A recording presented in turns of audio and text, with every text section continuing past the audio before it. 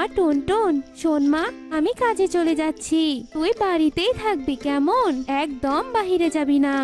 আর শোন মা, ঘরে খাবার রেখেছি, ক্ষুধা লাগলে খেয়ে নিস। আমি তোর সুখী মাসির বাড়িতে গেলাম কেমন। না হয় তুমি কাজে যাচ্ছ মা, কিন্তু তুমি কি খেয়েছো? রোজ রোজ তুমি আমাকে খাবার খেতে বলেই চলে যাও, কিন্তু তুমি তো খাবারই খাও না মা। আমি তো সুখী মাসির বাড়িতে গিয়ে খেয়ে নিব, তোর সুখী মাসি আমাকে রোজ খেতে দেয় রে মা। তাই নাকি মা? তাহলে তো সুখী মাসি অনেক ভালো। এসব কথা বলে টুনি কাজে চলে যায়। আসলে টুনির মালকিন সুখী পায়রা তাকে কখনোই খাবার দিত না, কিন্তু খাবার অল্প থাকার কারণে টুনি ওর মেয়েকে মিথ্যে কথা বলতো আর নিজে না খেয়ে মেয়েকে খাওয়াতো। কি রে টুনি, তোর এতক্ষণে কাজে আসার সময় হলো বুঝি? তোকে কি আমি টাকা দিয়ে রেখেছি দেরি করে কাজে আসার জন্য? আসলে মালকিন, মেয়েটার জন্য খাবার আনতে গিয়ে একটু দেরি হয়ে যায়, তবে আপনি কোনো চিন্তা করবেন না, আমি সব কাজ শেষ করে দিব। ইস, মেয়ের জন্য আবার রান্না করতে হবে। বলছি কি, মেয়ের জন্য যদি রান্নাই করিস তাহলে কাজে আসলি কেন? যা বলছি এখান থেকে, যা কাজে লেগে পড়। ঠিক আছে মালকিন, আমি যাচ্ছি। তারপর টুনি সুখী পায়রার বাড়িতে কাজ করতে থাকে আর অনেকগুলো কাজ করে বাসায় যাওয়ার জন্য রওনা দেয়। এমন সময় টুনি দেখে সব পাখিরা গল্প করছে। কি গো বৌদিরা, তোমরা এখানে বসে কি নিয়ে গল্প করছো শুনি? সবাইকে অনেক হাসি খুশি লাগছে। সেসব শুনে তুই কি করবি? হ্যাঁ, এর মেয়ের বিয়েতে আমাদেরকে দাওয়াত করেছে, তাই বিয়েতে যাওয়ার জন্য প্ল্যান করছি। তাছাড়া তোর মতন গরিব পাখির শুনে লাভ কি? হ্যাঁ, তুই তো আর যেতে পারবি না, যত সব, তোকে তো বিয়ের দাওয়াতেই দেয়নি। কাকলি কাকের এসব কথা শুনে টুনি অনেক মন খারাপ করে আর কাঁদতে কাঁদতে সেখান থেকে বাড়ি চলে যায়। সে কি মা, তোমার চোখে জল কেন মা? আর তুমি কাঁদছো কেন? না রে মা, কই কাঁদছি না তো, এমনি রে, চোখে যেন কি পড়েছে তাই চোখে জল চলে এসেছে। ও, বুঝেছি আমি, এবার খাবে চলো মা, আজ আমি তোমার জন্য রান্না করেছি। সে কি রে মা, তোকে রান্না করতে কে বলেছে শুনি? শুধু শুধু কষ্ট করলি? আচ্ছা ঠিক আছে, চল খাবো। মায়ের কথায় টুনটুন অনেক খুশি হয় আর ওরা মা মেয়ে মিলে খাবার খায়। আর এভাবেই মা মেয়ের দিন কাটছিল। কিন্তু হঠাৎ একদিন জঙ্গলে কোথায় থেকে জানি এক রাক্ষসী ঈগল জঙ্গলে চলে আসে। ওই ঈগলের ভয়ে কেউ বাড়ি থেকে বের হতে চাইতো না। একদিন শালিকের মেয়ে শালুকে ঈগল খেয়ে ফেলে। এই বনের সব পাখিদের আমি খেয়ে ফেলবো, সবাইকে শেষ করে ফেলবো, আমি কাউকে বাঁচতে দিব না আমি। এইসব বলে জঙ্গলে ঈগল ঘুরতে থাকে। মা টুনটুন, শোন মা, শুনেছি জঙ্গলে নাকি এক রাক্ষস ঈগল এসেছে, তাই ভুলেও বাড়ির বাইরে যাবি না সোনা, এই বলে দিলাম। সে না হয় যাবো না মা, কিন্তু ওই ঈগলকে বিনাশ করতে হবে তো, নয়তো ও তো আমাদের সবাইকে মেরে ফেলবে। সেসব নিয়ে তোকে ভাবতে হবে না, কাল আমরা সবাই তান্ত্রিক পেঁচার কাছে যাব, দেখি উনি কোনো সমাধান দিতে পারে কিনা। তার পরের দিনই সবাই তান্ত্রিক পেঁচার কাছে যায়। কি ব্যাপার, তোরা সবাই আমার এখানে? কি হয়েছে তোদের, খুলে বল আমাকে। বাবা, আপনি আমাদের বাঁচান বাবা, জঙ্গলে এক রাক্ষস ঈগল এসে আমাদের উপর তাণ্ডব চালাচ্ছে, আপনি ওই ঈগলকে হত্যা করার উপায় বলে দিন বাবা। শান্ত হ তোরা, আমি ধ্যান করে দেখছি ওই ঈগলকে কিভাবে বিনাশ করা যায়।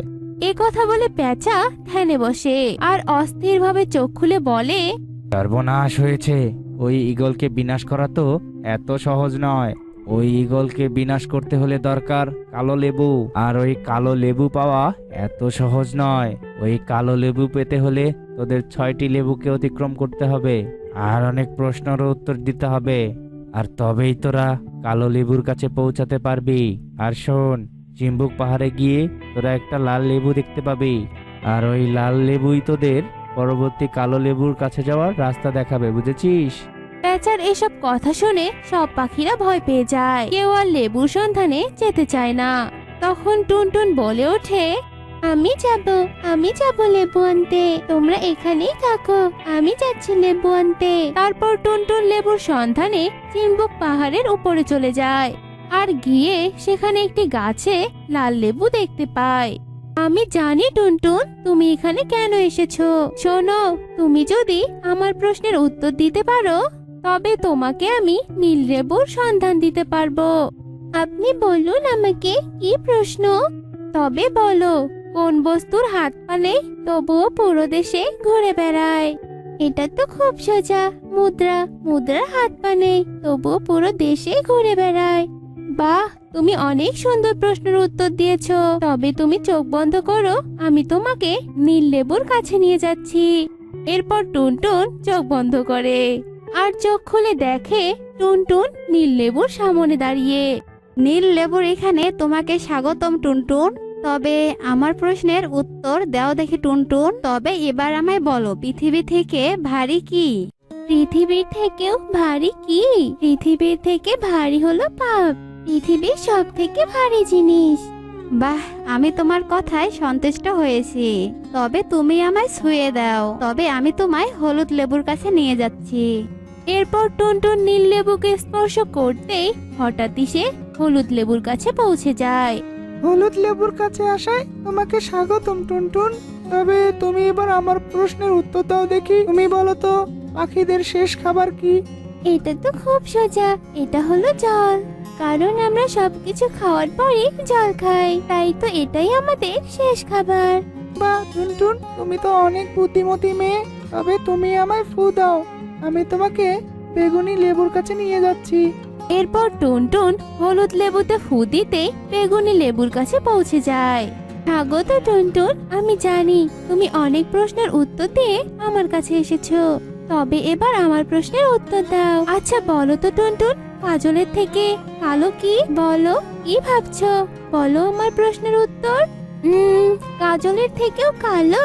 পারবো, আমি পারবো। এটা তো কলঙ্ক হবে, কারণ কাজলের থেকে কালো হলো কলঙ্ক। কারণ একবার কারো গায়ে কলঙ্ক লাগলে সেটা কখনো মোছা যায় না।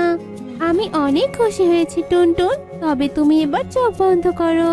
তারপর টুনটুন চোখ বন্ধ করতেই কমলা লেবুর কাছে পৌঁছে যায়। স্বাগত টুনটুন, তুমি কালো লেবুর কাছে পৌঁছানোর শেষ পথে এসেছো। আমার প্রশ্নের উত্তর দিতে পারলে তুমি পৌঁছে যাবে সেই কালো লেবুর কাছে। আচ্ছা বলো তো, কোন গাছের নামে শীতের পোশাক আছে? এটা তো অনেক সোজা, এটা হবে শান। শান তো আমরা গায়ে দেই, তাই না?